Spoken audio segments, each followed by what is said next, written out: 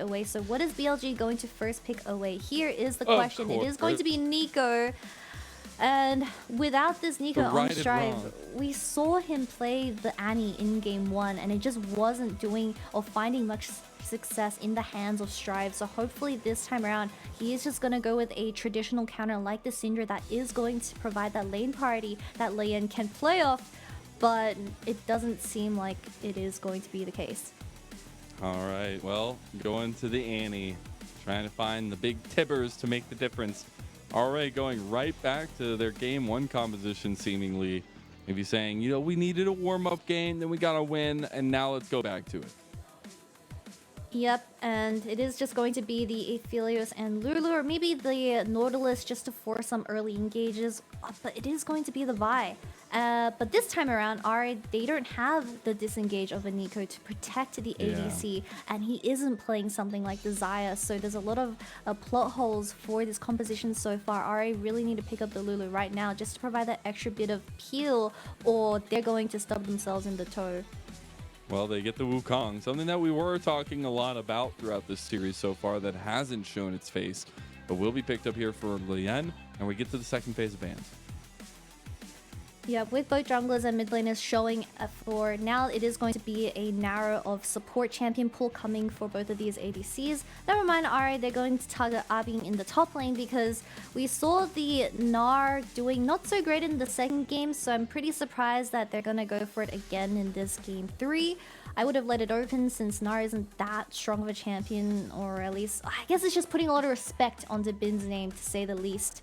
But you need to get rid of those supports that will put Elk in an uncomfortable position, but On still has something like the Blitzcrank that you have to consider. Always got to consider the Blitzcrank. Honestly, maybe for either side. Feather did play in their first series as well, but I see a lot of whittling down to do in the top side of the map. That Gnar, the Gwen, obviously still a couple big picks available up there, but I want to see if maybe the Kennen makes its way through at some point. The Gragas has already still been played up there. Maybe something else consistent. Yeah, it really does feel like if R doesn't start banning out these supports, which is going to take off the Nautilus, maybe we see a Braum come out of both of these supports. So I don't think we see enough Braums, especially from RA, because in their first series up against RNG, this Braum champion, we highlighted before that it became such a big issue for Feather due to his champion pool only showing us melee supports like the Blitzcrank and the Nautilus. So if they don't really save that counter and they blind a melee On, can realistically just pick the Braum and give RA's bottom lane a very hard time to kind of fight the 2v2. Yeah, that has to be a very crucial part into this one, because we've seen a lot of aggression come from both the 2v2s, but when Feather wasn't having a great game in game number 1, it definitely was BLG that took advantage of it. There's the Gragas actually locked in, with that final ban being the Tom Kench for BLG. I like this Gragas because you do have that flexibility, but as well as just the fact that it is a sustained, stable laner. And this Lulu has made it far down into the depths of this strat. Should be locked in for BLG.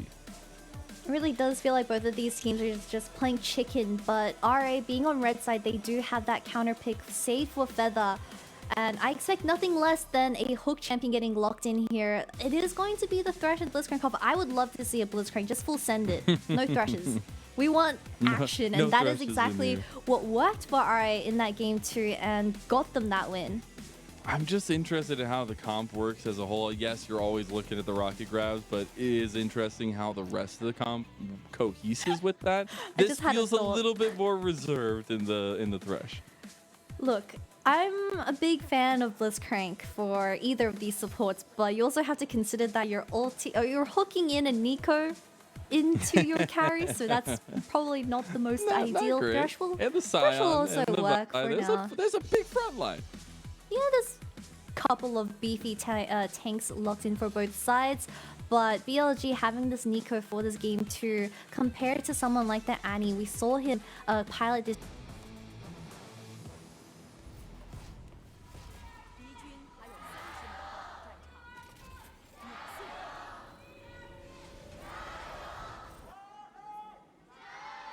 Let's go. Let's go. We get some roars in the crowd right now. Fans woke up. Let's go. They just rocked up to the scene. And just said, wait, what's going on? Oh, wait, we're going the distance against BLG, the semifinalists at MSI. Looks pretty good. There was a little bit of level 1 cheekiness coming out from both sides. I don't think Strive dies here, luckily, at least. But both teams just trying to find as much of an edge as they can. But this is where I want to talk about those edges and where you find them for both sides. We already talked a lot about how RA are reminiscing off that first game. Some subtle changes to the comp. Yeah, and with these two wards getting placed down by BLG, they're just going to start Leyan's blue buff, and that is going to mess up with this Wukong's clear because he just has to automatically go to the enemy blue and flip the map on a Jinx and Thresh, and that's going to be a very big problem if this trend continues because we can't leave Jinx in an isolated matchup, especially when you have someone that can look for those engages like this Vi. I'm just so excited because I actually get to see a Lulu. I don't know if I'd ever said that before, but On actually getting chunked out. I don't know if I'm super excited anymore because Assum is getting excited now. First blood to RA. On playing a little bit too disrespectful against a Thresh, calling his... Wait, this is a sign in the bowling. Bin's gonna look for it. Okay, the back came through just in time, but maybe they try to get Feather. They have the Inside on here, could tank a lot of those shots. Xiaoxu just figured out what he can do. Might end up TPing to the wave. There we go, to the tower. The hook actually comes through, and maybe Bin didn't want this one. He's trying to get out now. They do have to preemptively flash. Now Leyan has shown up from the back, and now Bin goes down. Not the way BLG wanted to play this one. They set up the trap, but it didn't spring. Who let them cook, Mazel? Who let them cook? They forgot that On died first blood, and they're still gonna go for that dive. And Xiaoxu coming in with that level 2 TP denies the dive, and they get a kill in return onto Bin. Holy cow. There's a way you want to start game 3. It's this way for RA. We'll look back at that one as well. Started off by BLG. Yeah, Feather just called On's bluff, starting the hook, and the Glacial just meant that On wasn't able to escape the sticky hands of Feather, and Assum committing double summoners for this Lulu as well with the passive got away just fine, and also getting that back really early on also denied the dive and BLG's entire early game composition. Oh, barely out of the Vault Breaker range, and there was the Dark Passage right behind him, so really good evasion mechanics from RA, and Leyan now looking to punish Shun. Leyan also does have the red buff in hand as Feather. He doesn't have the flash really available. Oh, the play from Feather was so beautifully timed, and now Assum is gonna get excited. Feather, he's still alive. He finally goes down to On, picking him up. The glitter lands, but now BLG have bit off way more than they can chew. They need the check, please. Big kill from On, who finds himself a double kill. It's 2 going back both ways, but Leyan makes it RA's favor with a 3. But look at the scoreboard right now. You got the double kill, but into the hands of a Lulu. While the other side, we have RA now Assum sitting on that 3-1 as well. So we had Elk even flashing in, committing for a Thresh, which is just never worth at the very end. And BLG setting themselves behind for this game 3. Oh, man, the way that it goes. We were talking about, do RA just continue to fight like they did in game 2? Well, they have answered by saying, yes, we do. And Something it's a I'll lot never of this extension from BLG.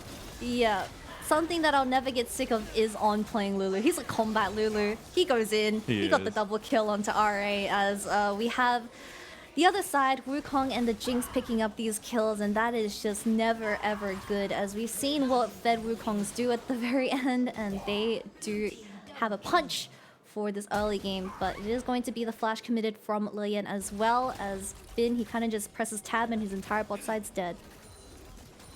And unlike in game 2 where everything was going topside, now we just see consistent pressure towards this bot side of the map from both junglers. Shun just wanted to farm up his top side of the map. Now he's going to have to bolt it over here as Leyan's looking for a gank. And the problem is that we don't have any flashes available for BLG. On being his combat self, he is gonna go in. He doesn't care that the Wukong's there. The wave is gonna get pushed in, and RA starts this first dragon, which naturally falls into their hands as they do have that early game lead. The Noon Quiv already in the hands of Assum. BLG, they need to slow down the tempo. They have to play around those level 6 spikes as Lulu and Phelios need to go scale. Ultimate from Xiaoxu misses. Man, Ben just walking away, no sweat, no problem. See actually a contest coming out from BLG here. The dragon takes a long time to go down. Leyan getting a little bit low, but they want to go for the fight soon. Into the pit. Leyan's already gone, and it's Yagao who picks up the dragon, and everything now, just like dominoes, falling back the other way in BLG's favor. How did Leyan get so low where Yagao flash ults over and just gets both the Wukong and the dragon? What is happening, Mazel? It is chaos, and what was a 2,000 plus lead for RA is now down to nothing, even up at 6.5 minutes, 9 kills in. And we'll get a replay of everything that just went down in that fight. Yeah, RA didn't have vision of Yagao as he just flashes over and one-shots Leyan out of pure thin air, I suppose. And then we don't really have that engage from Strive that RA was trying to look for. We even had the Thresh landing committed for this Annie so he can get a bit closer to the Aphelios, but we just didn't see it from Strive. Now back to laning phases. There's a little bit of maybe some worry coming across both sides. A lot of stress-inducing moments. 7 minutes into a game. This one's still going to be a long, hard-fought one.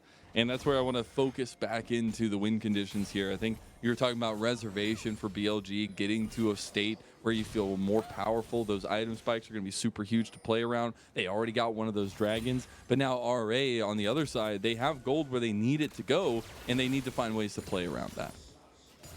Yeah, especially with the Rift Herald spawning in 30 seconds and Strive didn't use his combo for the previous fight. They can potentially force something here while Yagao has his cooldowns for the next 30 seconds, but it does seem like they're going to lean more towards his bottom side as Elk doesn't have that flash, but he has the cleanse, so I'm not too sure if they can pull it off trading off this Rift Herald priority. It's like Shun should just walk back up there, get that Rift Herald started on spawn. Is the case, and we have a double roam down towards bottom side, trying to clear as much vision so they can try to get into the lane for a lane gank.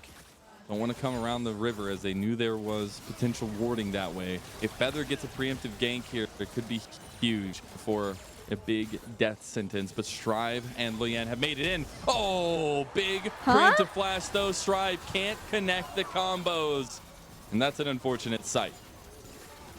No flash ult from Yanni? That would have been a double Tibbers if he landed it, but in the very end, flash. Q.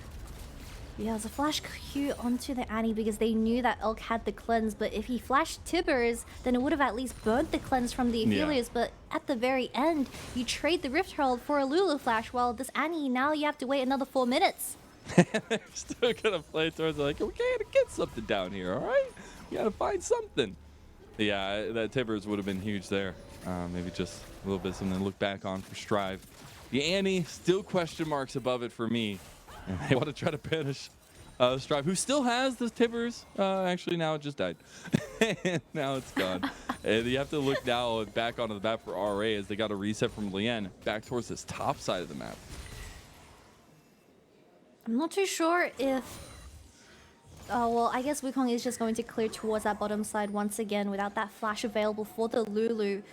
However, BLG slowing down the game tempo with stealing that first dragon away is going to help them in so many ways.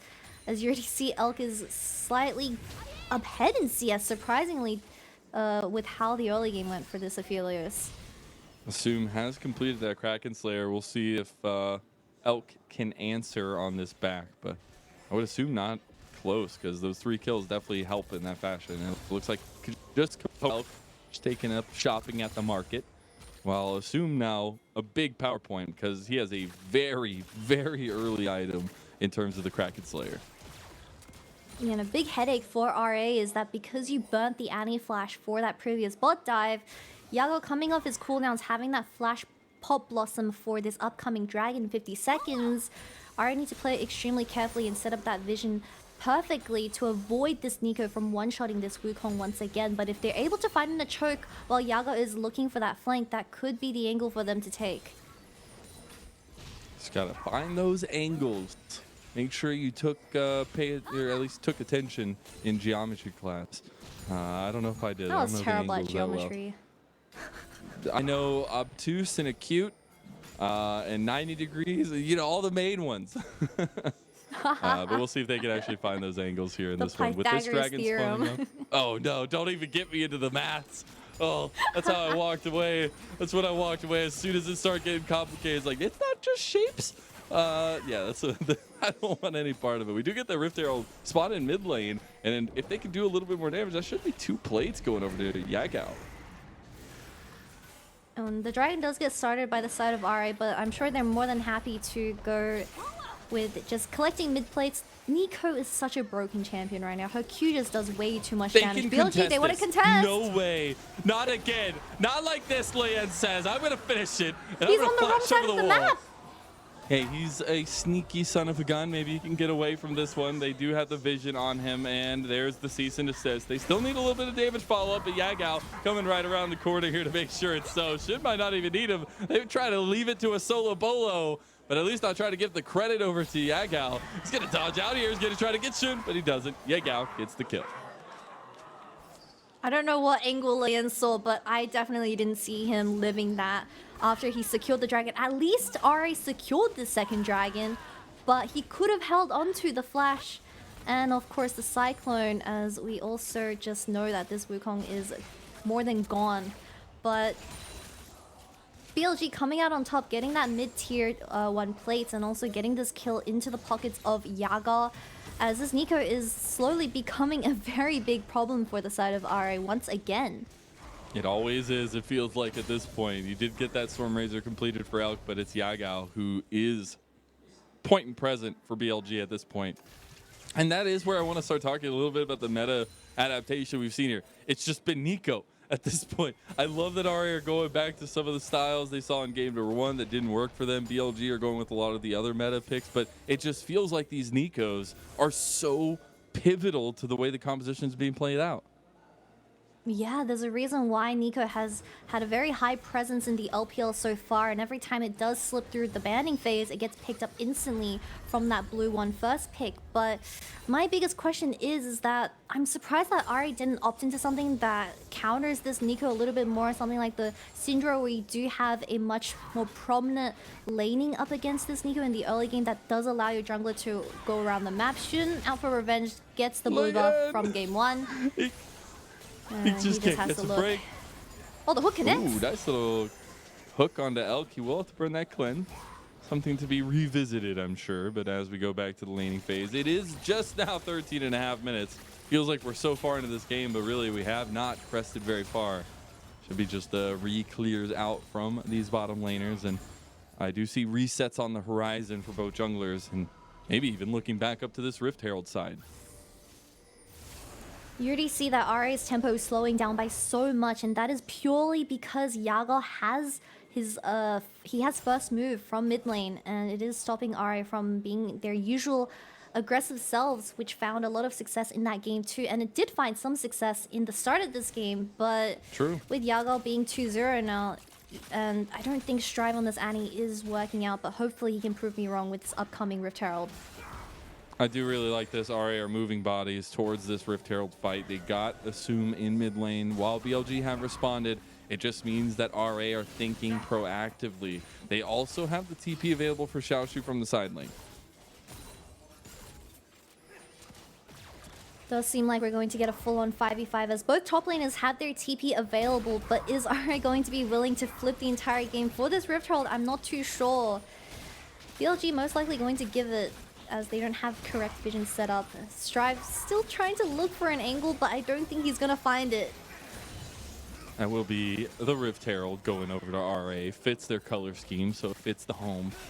See if they can actually utilize it. It looks like they're just gonna go, okay. I was gonna say, are they just gonna go straight top with it? I do wonder where the resource allocation comes from. I would love to see it go to Assum.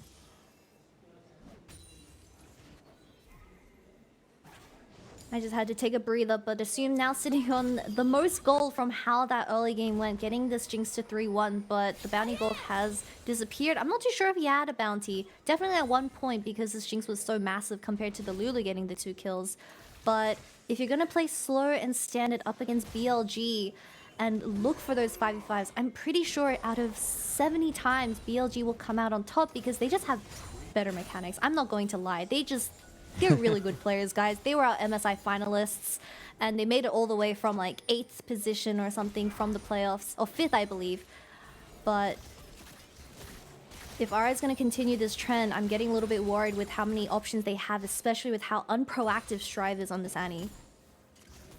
It's got to find a way to be proactive in these engages, and RA trying to find an engage on the Elk again. There's that Rift Herald dropped in mid lane, right in time for the Dragon to spawn. So you see RA want to try to utilize it as a bit of a distraction, maybe a little bit of a push in mid lane to help it. Make sure at least the charge goes through.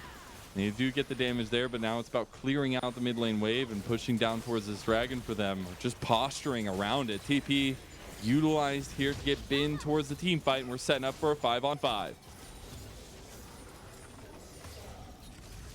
They lost all priority of this mid lane, and it is going to be BLG opening up the map with this tier 1. Strive has an angle here, no vision. Oh no, Shun, he misses it. It's a big death sentence on, but that big pop awesome right in return. BLG trying to escape now. Bin very tanky on the front line as well, and this might actually signal Elk to move forward. He does have a lot of damage in the tank, and he's looking for the Calibrum shots onto Strive. There's On blasting over On! You monster! He capitalizes on Elk's positioning and helps make it happen. They pick out Strive, and now that's a Dragon for BLG. And then Nico once again finds 3 people with that Pop Blossom, and I don't know how RA is going to come back from such a tragedy on being his usual self, flashing to secure that final kill. But we have a look at how this fight continued, because RA, they thought they found the pick, but Shun being the first one that RA spotted, they just didn't have the damage to one-shot this this Vi, and Jinx wasn't able to find those resets that they so desperately need, because Bin, for the remaining fight, Elk is now dead for some reason. They caught Elk in the mid lane, and now Assum gets to get fired up after that tower goes down. Now look at a replay of that. The cleanse has been burned as well, so summoner spell and a death. But yeah, back to my previous point. Shun didn't die and Jinx wasn't able to get her passive off, and playing front to back, this Sion champion is pretty funny in the meta. So if you're just trying to DPS a Sion with a single Stormer or a single Kraken Slayer, it is not going to die anytime soon. But we'll have a replay of how this Aphelios got caught in the mid lane. The Jinx W connects, and a really nice flash hook, which gets instantly cleansed, but he still died at the very end. I'm assuming a flank from the mid jungle potentially that got onto Elk. Yeah, maybe something along those lines. We did get the Gale Force completed for Assum, so that's going to be a second item completion for the Jinx. Pretty big in terms of just the execution of targets in big team fights. But it's still waiting on those 3 item spikes, as we know.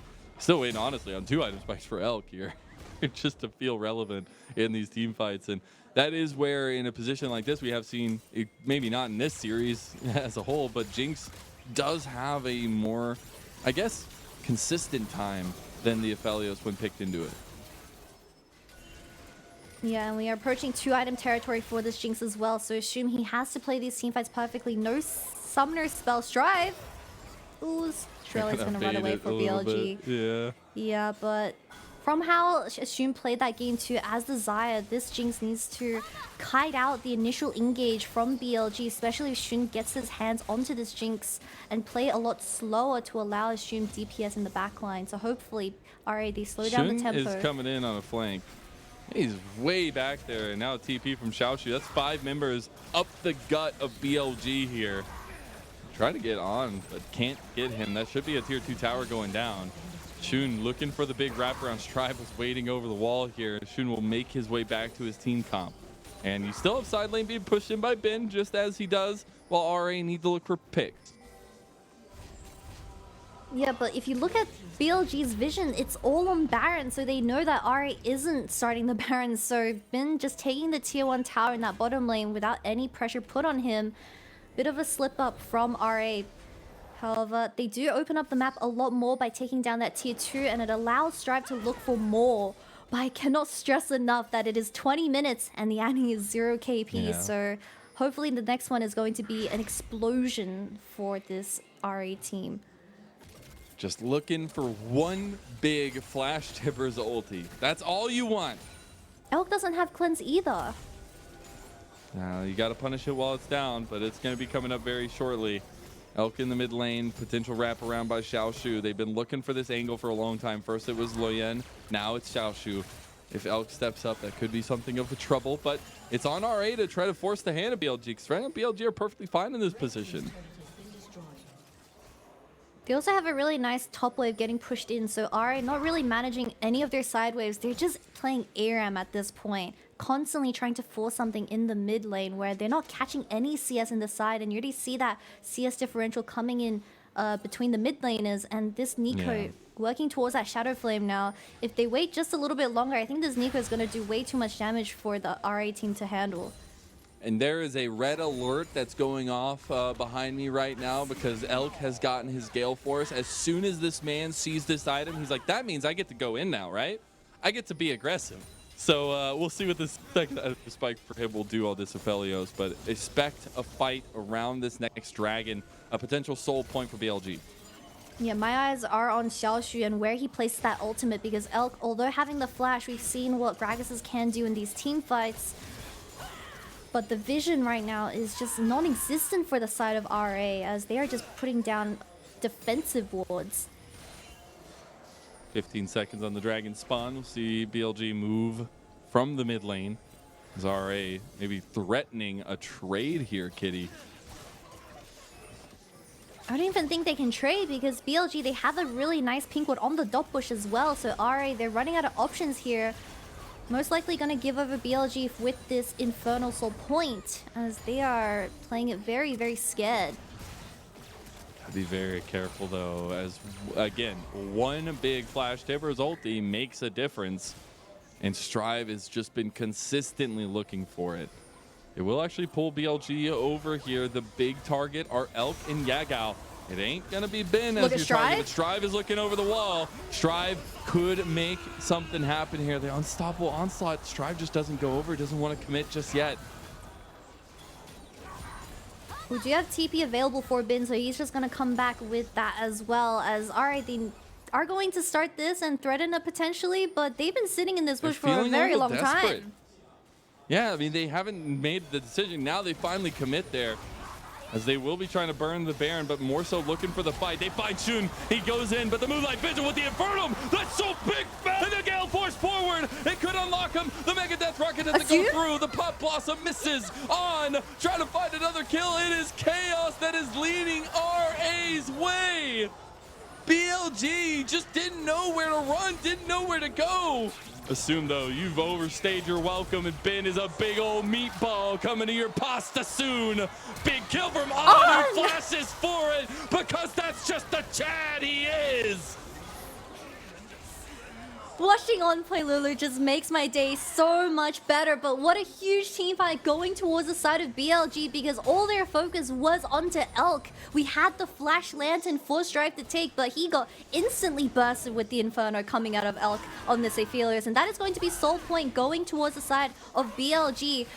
We know that BLG saw the Annie on the very side, but look at so many abilities getting committed onto Shun, where this Inferno was just absolutely nuts, and fighting in such a tiny choke. Yagao's ultimate, although missed, it doesn't really matter, because Assum, he was so far away from the remaining team. Only 2 members survive out of this entire team composition, and Sion managed to get his hands onto this Jinx, as she doesn't have that LDR yet. It just feels like Shun invited the entirety of RA to a shooting range and just said, "Hey, come join me out on the lawn over here. You want to come? You want to come stand here and wait?" And then it was just Elk saying, "Let's go." I like how Bin had that kill, but On just had to flash for it. He had to flash for it. Oh, the inner Blitzcrank genes or whatever was just really showing in that instance. KDA is gonna be looking sick nasty on the support for On. I like he has the most kills on BLG as well. Yeah, he wants that MVP. They give it to me. We'll see if actually RA get punished here. Elk has red-white. Ben not going to look for the big engage there. There's really nothing to fight over, except if you want to try to force a Baron, which we saw the way that it ended for RA when they tried. Yep, and looking at both of these teams' visions, we have nothing on the Baron right now, so are very, very stressed about if BLG is going to dance with it, especially with the red and white available for Elk as well. No cleanse though, but I'm not too sure if I'm sitting on that Michaelis just quite yet. Does have the flash, it's going to be very careful. Unstoppable onslaught. Leyan is on to on the backside. Finn is tanking up a storm right now, but it's Strive on the side who gets caught. Is he even going to get to use Tibbers? He does get it down, but I don't know if he got the combo right there. And that is a huge turn in the events for BLG. They find Leyan on the side again, and Pop Blossom goes forward. Not going to hit. The death sentence does. Assum trying to get excited, trying to make something happen, but it's so much damage from Elk, who just keeps cutting him down, and that's 4 kills, 4 more for Elk, and another big fight for BLG. Calm, cool, and collected is the killer of Bilibili. Name me a more iconic duo, Elk and getting quadra and pentakills on this Aphelos. They're gonna get the Baron now, but we'll have a look at how this fight started. So it was a trade initially, 1-for-1, as Bin was getting targeted down by RA, but Strive getting caught on the side and not having enough damage to burst anyone on this Annie does mean he just dies for free, and Leyan desperately trying to look for a flank angle, but Elk dodging everything. Other than this initial cyclone, he walked into it, but it wasn't enough from the side of RA. There was no follow-up on this Jinx, especially with the Nico ultimate just zoning them out. This ultimate from Elk and the Gale forcing in, that's the classic LPL ADCs that we all know and love. Absolutely, and at this point, like I said earlier, as soon as that Gale Force comes online for Elk, he is just another man, a machine, if you will. Does less damage than Assum in that fight. That was 7,400 damage from Assum, still unable to get anything. But 6,500 ain't too shabby either. And again, it goes back to what we talked about at the beginning of this series, is so far, besides that game 2, which was a bit of an amalgamation, BLG have looked on form since MSI, since even falling to JDG. I think we got to see them discover a lot of their own strengths. Most definitely, and I think something that I keep highlighting about BLG is they are truly one of our best teams at slow fighting. As we saw that Elk, he was playing with his spacing and waiting out Leyan to use all of his spells to commit into the fight, and then he Gale forces in because as he finds an angle onto Assum. But now with the dragon spawning in 1 minute and no vision available for the side of RA, they are really put on a timer for this remaining game. They are, and 3.5 items on Elk is going to be really strong. You do have those 3 items completed for Assum, but the base is starting to become tatters here. As they take down a tier 2 for BLG, might be looking at the mid lane as well for the dragon to spawn in about a minute and force the hand of RA. And if you take a look at the summoner spells, we have Cleanse and the Mikhails available for this Lulu. So I'm not sure how they're going to look for a pick that they so desperately needed around 5 minutes ago, as they're getting closed in with this Baron buff. They do end up getting another tier 2. Ain't too shabby. I love to see them utilize this Baron buff. Still about a minute to go. 3,000 on the Baron power play as well. The last tier 2 up in the top side, way too defended to do anything about. But BLG may be looking for picks in their enemy jungle. As oh, Shun took it. Shun just wanted to make sure. All right, just wanted to make sure, Kitty. Right? Yeah, right. That's not an atrocity against ADCs, right? Yeah, I think so. You know, he has a Lulu. He has enough lifesteal anyways. Go to the dragon. Just start it. I don't know if RA ever it's really has for an Elk's angle to benefit, even contest. right? Like, what if that was the real Wukong? You know, what if? We'll see. The Check Jinx by Assum to see if they're doing the dragon. And guess what? They are. I don't think there's anything you can do about it either. Leyan's still fighting his demons over here, but there is a hidden Yagao, and Leyan takes half his health down. He was just waiting in the wolves, like one of them, raised by them. As he doesn't get the kill though. That was kind of cool. And RA, with the lead that they were given so early on in the game, Assum started this game 3-1. Strive. Oh, Shun, that is not a fight necessarily you want to take. My vigil might make the difference, and that definitely evens up the odds. I'm not too sure why RA keeps committing every single spell onto this Vi. He is so incredibly tanky where I don't even think they have the damage to ever kill him unless he's in an isolated situation. But yeah, back to my point where RA, they had the early game lead. They had this Jinx 3-1 up against Elk, who was the one at a disadvantage, but they were so hesitant to make any plays and snowball with that lead, where this is the game situation now and they're running out of options, Mazel. They absolutely are. The checklist is starting to get whittled. one by one, and you did get that 4th item for Elk. So now there is an item discrepancy as both ADCs had just reset. See if Assum can get his 4th very soon, but they are trying to barrel down this top tier 2, the final one, in defense of RA. Their squad is extremely split right now, but I honestly think they should just play for the base. This tier 2 tower isn't even worth protecting because of the amount of flank angles that BLG is able to take. I just need to see a big Flash Tibbers ulti, all right? That's all I want right now from Strive. Please, give it to me. We haven't gotten to see a big one. Is that you waited so long to the point, yes, you can go for a huge Flash Tibbers onto BLG. Maybe not Elk because he has that cleanse and everyone knows that, but now Lulu has the Mikhails, so if you want to go on either Yagao or on, he can honestly self Mikhails, and that's just your only engage, or at least hard engage gone from RA as they do fix the waves on the side just a little bit, but Baron spawning in 1 minute now and no vision whatsoever. The only ward is getting cancelled out by that pink in the Baron pit, so they just have to full send it. And it goes back to a systematic issue that we were wanting answered from RA, where at the beginning of the series and throughout we were saying, where does the initiation come from? Who becomes the shot caller? Who becomes the leader of this team? And while we saw a big resurgence of that in game number 2, we're seeing a very big lack of it here in game number 3. And while BLG take full advantage of it, Xiaoxu does make it out alive.